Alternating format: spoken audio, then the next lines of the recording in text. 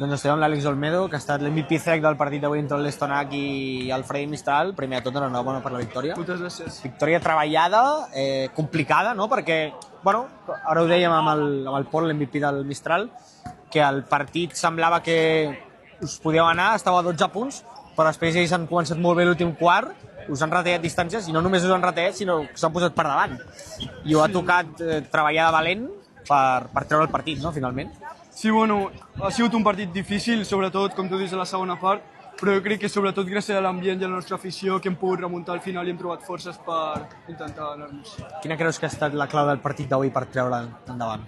Bé, bueno, sobretot, al final hem pogut fer cas a l'entrenador, moure molt la pilota i, bueno, a poc anar sumant i poder retreure al final. Se'l ve emprenyat, l'entrenador? No li feu gaire cas, o què? Bueno, ens costa. És la primera vegada que juguem junts, cadascú una mica la seva, però al final tot ha anat millor i l'he pogut treure.